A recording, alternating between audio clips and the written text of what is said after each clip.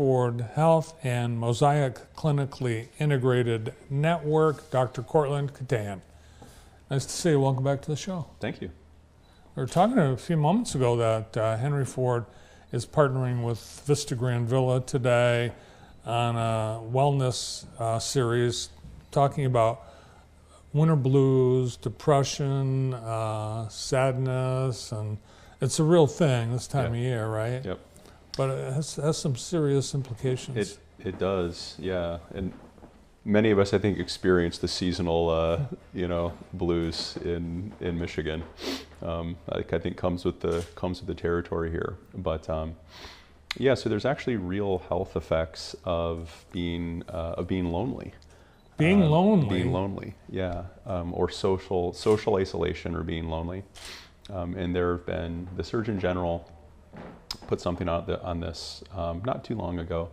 And there's been a series of studies that have been done over the last maybe 10 or 15 years. The most significant was published about a year ago in JAMA.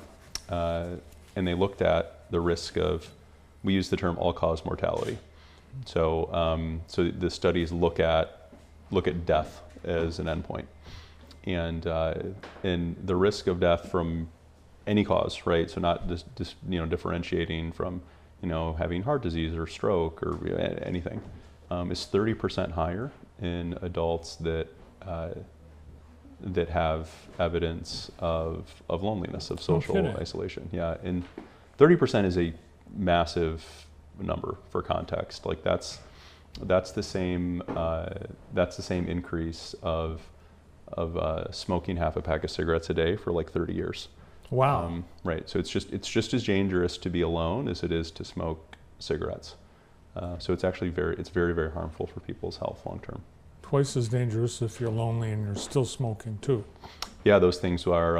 It's a good question if that's additive or not. But yeah, those are definitely not things that you want to combine if you can avoid it. And I think there's people that maybe are isolated and alone that might be engaging in drinking more and smoking more. So that's true, right? So there are, in people who have isolation, they do actually have increased use of substances, right? So alcohol, but then also use tobacco and other substances. So it can definitely have kind of a synergistic negative effect on people.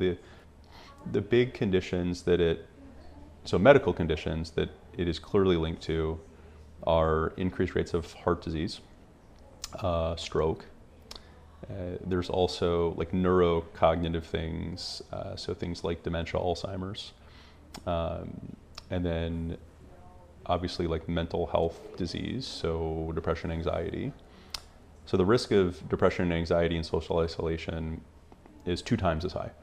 Right, so you're 2 times as likely to have depression or anxiety in folks that are socially isolated.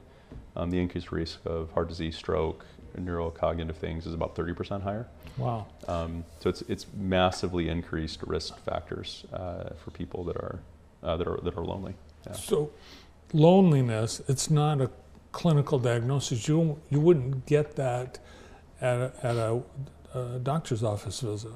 So what's interesting about that is we actually in Jackson, in the network, we screen people in primary care for a number of things. We screen for a lot of social factors. Do people have depression? Or not depression? I'm sorry. Do people have transportation? Do they have access to food, stable housing, financial stability? Right. So we screen some of those things when people come into their primary care doctor's office because we know they drive their health outcomes.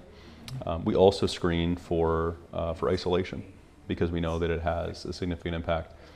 And the interventions are simple. That's the really nice thing about it, right? Is you just have to spend time in groups of people. So you can find that a number of ways. And if you participate in like an exercise class, that's like a 2-for-1, right? Mm-hmm. Like you're getting healthier because you're exercising, and you're getting the community engagement that goes along with it. But any engagement with other people will have the protective health benefits of reducing isolation and loneliness. So we get asked those questions anytime we're interacting with someone from Henry Ford, and mm-hmm. so I've always given what I guess are the right answers because there's not a Nobody's suggestion. Called you to follow up to. Yeah, I don't get a follow up like, no, they haven't suggested I join a class. Right. But is that what would happen? Is that the intervention? Yeah. So what happens is, on any of those things that we screen people for, we have, so the doctor may talk to you about it in the office, which is usually what happens.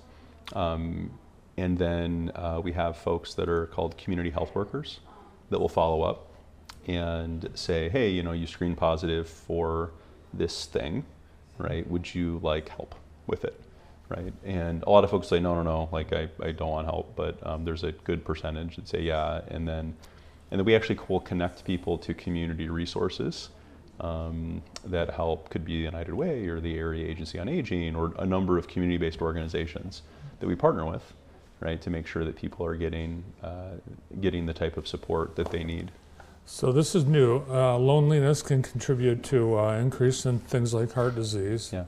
But the level of loneliness, it seems like more and more people are lonely and friendless today than they were maybe 20 years ago. So currently, 1 in 2 adults report at some time feeling lonely. So 50% of Americans say at some point they're feeling lonely.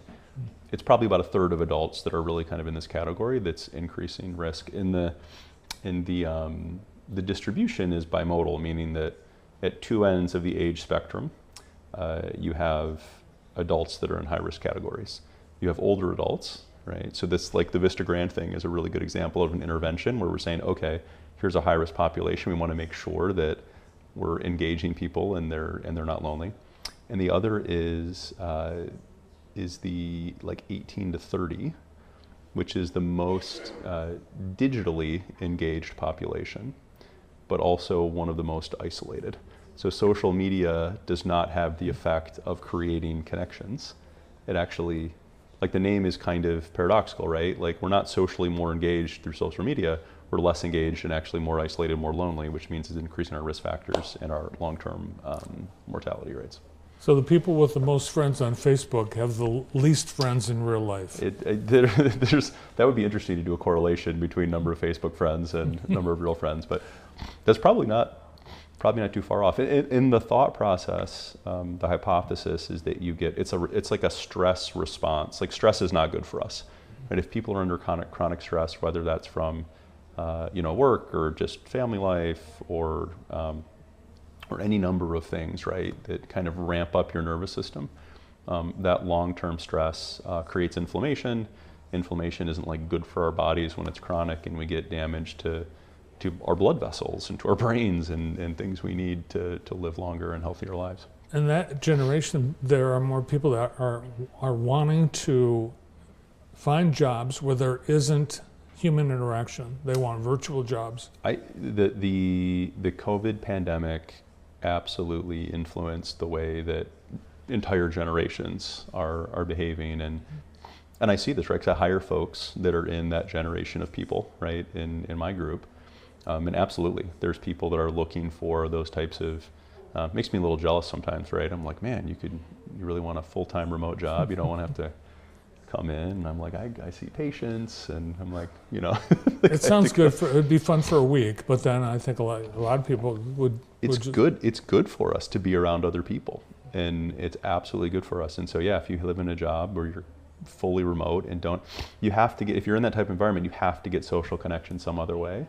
Otherwise, you're significantly driving your long-term risk of bad health outcomes, which is amazing to think about. Yeah. And the worst health outcome, when depression really takes that toll, or whatever it is that leads to suicide, that is where the intervention starts with those series of questions. Yeah. And that's part of, as we heard from Dr. Ahmadadi last week, right. Henry Ford's zero suicide model, which is amazing in that it's reduced. I think in the first 18 months, there were 0 suicides. Yeah. No, it's a very successful model, and a model. But yeah, I mean, there are different places where we can intervene, and right. So this is one that creates very upstream, right, with very simple. Behavioral interventions, with just changing the way people interact with their community and with each other, you can significantly reduce these long-term risk factors, and it's easy. It's a lot easier than quitting smoking, right? Which is also a very important thing to do, but much easier to hang out with other people than it is to quit an addictive thing like that. And that's not it shouldn't be a hard problem to solve. It's not like seasonal affective disorder or depression or sadness. It's loneliness. It's loneliness. Yeah. And there's just a cure for that. It's being with other people. It's just being with other people. So you got to figure out a way to do it, and you get the protective health benefits. It's astonishing that something like that can be so. Same risk to health is half a pack a day smoking for 30 years. That's amazing. what it is. Yep. You're part of a group that is experimenting with generative AI. Yeah. Yeah, we one are. area is like when patients leave the hospital. Yep. How does generative AI play a role in healthcare? Well, the role is increasing, absolutely. I do think healthcare probably will be one of the slower to adopt. We're so highly regulated, right? So it's a little harder to innovate and do things quickly in healthcare than a lot of other spaces. But the places where it's already kind of making inroads is calling the doctor's office and that type of interaction back and forth. And it's disclosed, right? Like when we've used, and it's very limited in this capacity at Henry Ford, but this is something happening across the country. You'll call the doctor's office and you'll talk to an AI agent, right? It's a computer you're talking to. Mm-hmm. And the great thing about AI in that setting is that it's always nice, it's pleasant. They don't lose their patience. They don't lose their patience. It's always cool. And most of the time it can solve the problem, right? Which is like, I need to change my visit, or I have to cancel, or I have a question, and it's very, very good. It's actually astonishing what it can do. In the use case that we're exploring, which is a pilot, it's looking at essentially helping facilitate, after somebody leaves the emergency room, facilitating transitional follow-up back with a primary care doctor, right? Because the truth is that most ER visits, probably about half, don't really need an emergency room. So we use the ER a lot for things that could be managed in other environments. Sometimes there's reasons for that, right? Like you're at work during the day and you have a problem and it's in the evening. You're like I can't figure out where to go, and people go to the ER. But yeah, generally speaking, a significant number of those ER visits, 30 to 50%, really can be managed in a non-ER environment. And so we like to then try to facilitate that transition if somebody goes to the ER back to their doctor, right? To make sure that we want to try to direct as much of the care we can back to the medical home, back to a patient's primary care physician, and using agents to help support that process, which is cool. We'll see how it goes. Awesome. We learn something new every time you're here, and we appreciate yes, your knowledge and expertise. Appreciate you coming in. Thanks. Thank you. Thanks for having me. From Henry Ford Health and Mosaic Clinically Integrated Network, Dr. Courtland Keteyian.